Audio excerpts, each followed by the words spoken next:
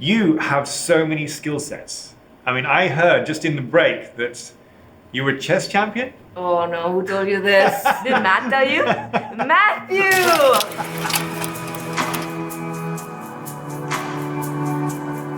First of all, you went to Oxford University. Yeah, so I was in St. Cat's, Oxford for a year and a half, after which I dropped out of Oxford because I wanted to pursue music as my career.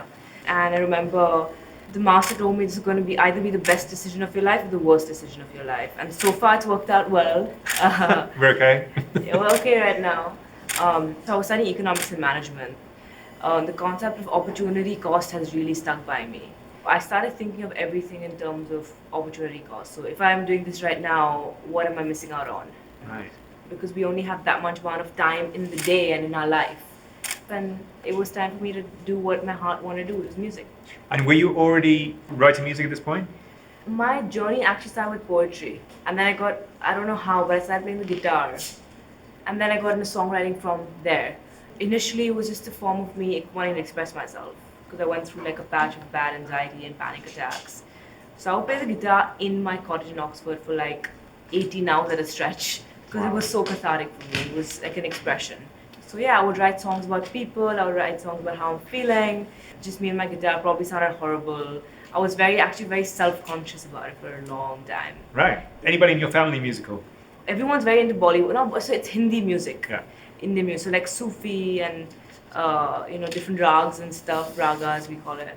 My dad will start humming something, and then my brother will join in, and then I'll be singing. So we all love our music very much. My mom used to play the santoor, which is like a Kashmiri instrument, which I started playing when I was 8 years old. I think that sort of helped me tune my ears massively. Right. That's a classical Indian instrument.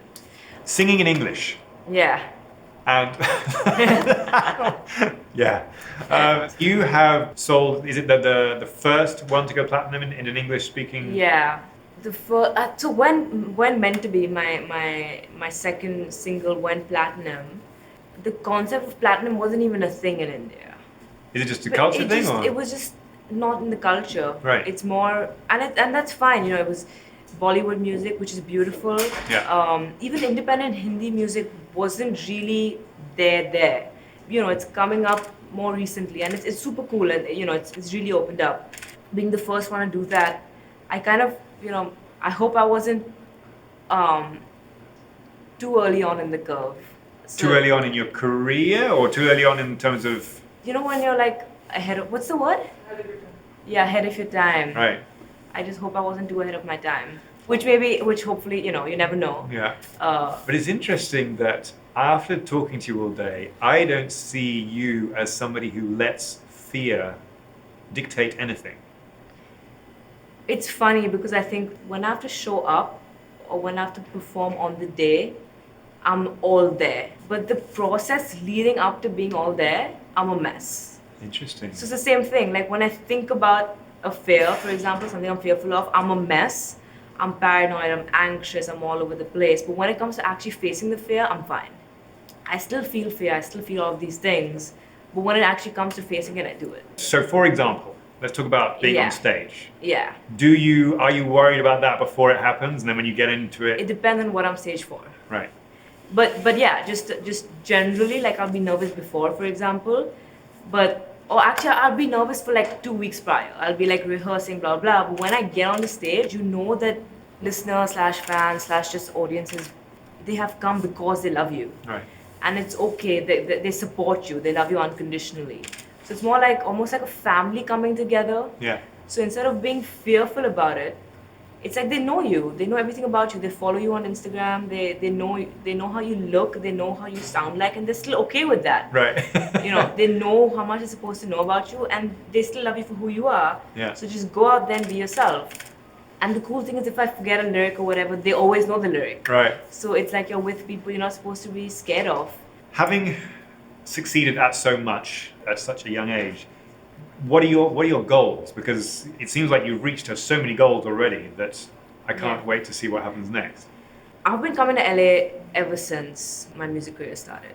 But a year ago, I officially shifted to LA, and then the pandemic happened, so I stayed for a year. All right. The entire aim and goal now is to try to make my music reach out to as many people in the world as possible, so go global with my music, really. Right. And I have a feeling that I'll always feel like I haven't done enough. I have a feeling, but you never know. I'm scared. I think so much. I'm scared that if I ever feel like I'm doing enough, then it'll take away the fire in my belly, and then I just won't want to do what I'm doing. Right. One Yeah. conversation I have with people is always about the catalyst. What drove them from, like, for example, if you grew up with no food, you promise yourself that nobody you know will ever go hungry Yeah. again.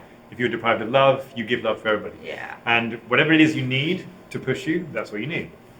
Yeah. I was way too sincere for my own good. Explain.